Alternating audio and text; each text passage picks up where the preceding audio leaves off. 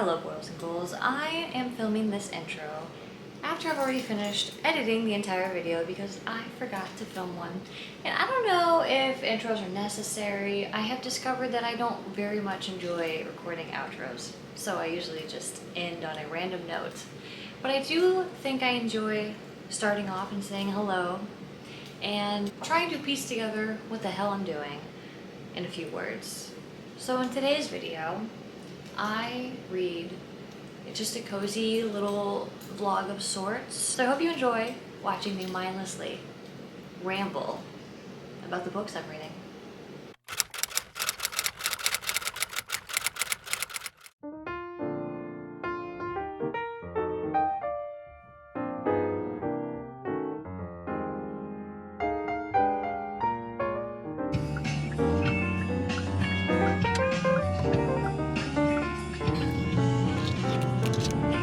So cute. Look at my dog.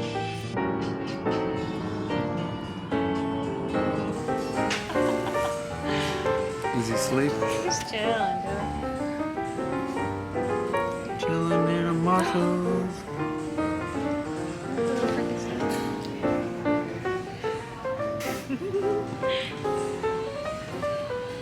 Dude, I love cats. Look at that. He's got little fangs.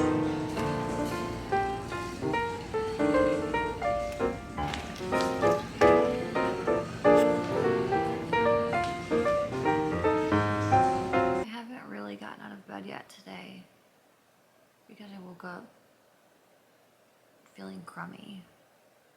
I haven't washed my face or anything, but I do have reading updates. I am supposed to be reading the new Alice Feeney right now. I dug into the Mindfuck series the night before the new Alice Feeney came out to cleanse my palate. Instead, I got completely consumed by this series. And I did start the new Alice Feeney and I'm loving it, okay? I have roughly 150 pages left, but when I say I cannot continue with anything in my life until I finish this series, I'm not kidding. It's cheesy and it's silly, but it's also thrilling, and Lana reminds me of John Wick, and the romance is kind of weak for me, but that's not what I'm here for. I'm here for Lana killing men, and it's wonderful. But I have 45 minutes left to the last book, and then I will get back to the new Alice Feeney gladly, because I'm also dying to know how that ends. I'm all caught up, but it's like I'm having the best time ever. So like I'm not complaining. I'm just explaining why I haven't finished the new Alice Feeney yet and updating you about what else I'm reading. So,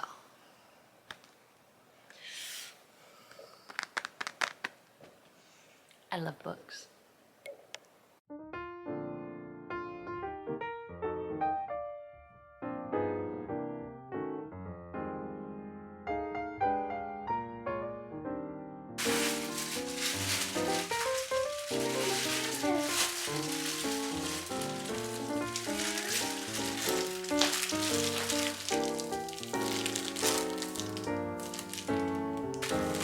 I just think I actually got you guys mail potatoes.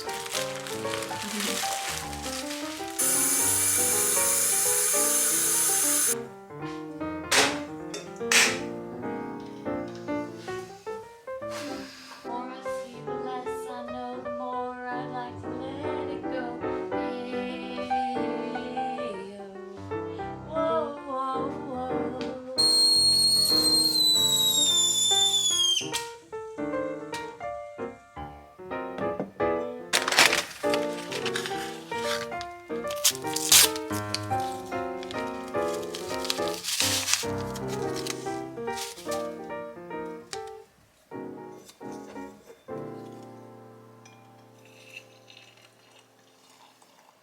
Coming to you live now from another low energy day in Sarah's life. I am low energy today, but like in a good way. I'm off work and I've had the longest week, and I'm cozy and chilling like a villain. Chilling, killing, I've got this new pumpkin spice chai tea, and it's September, and I have all this book mail I'm excited about, and it's just a great time to be alive, boils and ghouls. So, reading updates. What's the last thing we talked about? Hi. Hello. Say hello. Hello. You're so cute. I love you so much. I love you so much. I finished Good Bad Girl by Alice Feeney, and even though I expected to give it 5 stars, I gave it 4 stars, and that's okay because it was still a fantastic read, but it was very different from what I expected and very different from what I consider to be your typical Alice Feeney, and not in a bad way. It was slightly disarming to me, but that's okay. It was a pleasant surprise. Oddly enough, considering that they put out new books in the same month, and it was like an event for me, the new Alice Feeney often felt like a Lisa Jewell book to me, but like in a good way. I keep saying in a good way. I'm gonna shut up. You get it. I love Alice Feeney, and I feel weird talking about her book in any negative light. Something I'm more excited to talk about is the Mindfuck series, because I finished it and I devoured that series in an all-consuming way. I read every single book in like 3 days. I would give the series as a whole 5 stars, even though, okay, each book is probably like a 2-star read, but like, I don't care. I'm rating with my emotion because I had such a good, fantastic, lovely, awesome time reading those books. It took me the entire series to figure this out, but the author uses a pen name, St. Abby, and it's Stabby. I love how silly, cheesy, fun, and also dark the Mindfuck series is. My absolute favorite thing about it is Lana Myers. I think she is a fantastic character. She is like John Wick meets Michael Myers, and the way she names herself after her favorite horror characters when she has to change her identity, she's just so cool. And her one-liners, like, I eat that shit up. I love a good one-liner, okay? And I feel like I don't usually get a good one-liner in a book. That's usually something I get in my horror and my action movies. So it was just, oh, I love it so much. And then I dug into a book on Kindle. I had Kindle credit, so I got it for 99 cents. And it's called The Quiet Tenant. And man, what a jump this was from the Mindfuck series to this. Okay, so The Quiet Tenant. How do I talk about this book? I love the format. It is about a serial killer, but you don't get his point of view.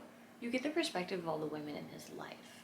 So there's a woman that he's keeping in the shed, and she's the main perspective, and then you get the daughter's perspective, and a woman that he meets at a bar and starts forming a relationship with, and the women that he's killed in order. So it gets victim 1, 2, 3. Like, I don't really know what to say about this book aside from the fact that I'm enjoying it so much, but it's also like, it's making me so sad. I've read so many books like this, as far as the storyline goes, and I consume like a lot of this content because most of the things I read are dark, but this one, I don't know, I've never read anything like it. The way it's written and the way the perspective is playing out, it is just, I'm finding it to be very, very devastating.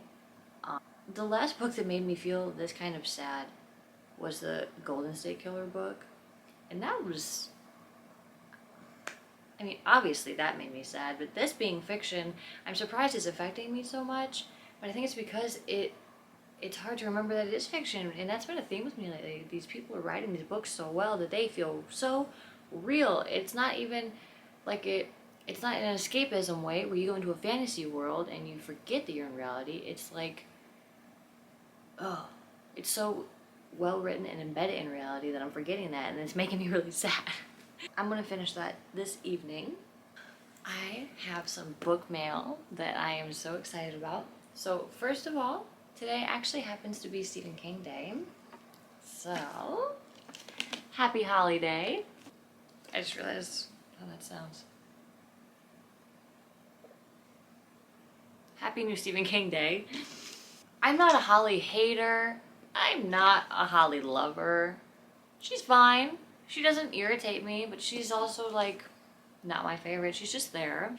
I've really enjoyed all of the books that Holly's been in so far, so I'm excited to get into this, especially because it's about serial killers, and I really like when Stephen King writes about serial killers.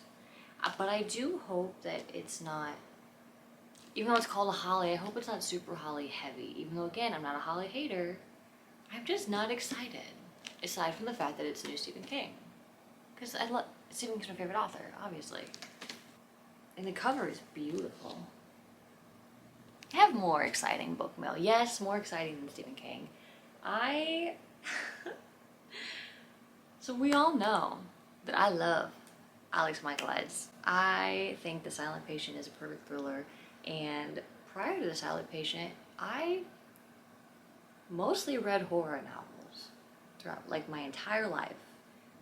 I read a lot of Harry Potter and Series of Unfortunate Events and Goosebumps, and into my teenage years, I didn't read quite as much, but I mostly exclusively read horror novels with a splash of like dark fiction and lit fic and whatnot.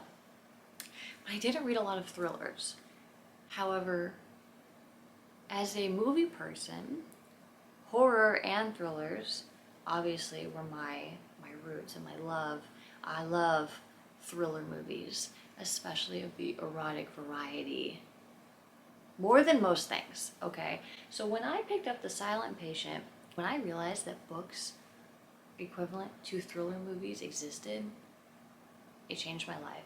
And now I read more thrillers than anything else. I actually prefer thriller novels to horror novels now. I still prefer horror movies to all other things in my life, but thriller novels fill a void within me so deeply. I cannot put into words how much I love them.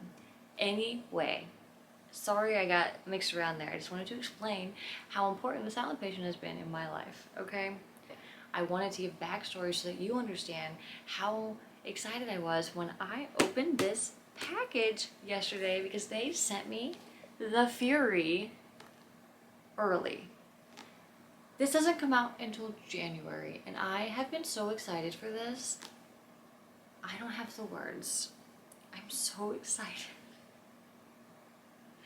And it came with this adorable, cool little card, and you open it.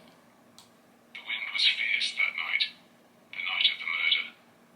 It was ferocious, furious, crashing through trees, tearing along pathways, whistling, wailing, snatching all other sound and racing off with it. Leo was outside. I'm so excited. Oh my god. This stops everything I'm doing. Like, I'm still gonna finish The Quiet Tenant later in bed and my Kindle all cozied up, but this, I'm getting into this immediately. I haven't read the synopsis, and I don't think I'm going to. So I'm gonna show it to you so that you can read it, but so that I can still go into the book blindly, as I like to do when it's one of my favorite authors. Anyway, so yeah, it's September, and I have my pumpkin spice tea and the new ghost mug from Target.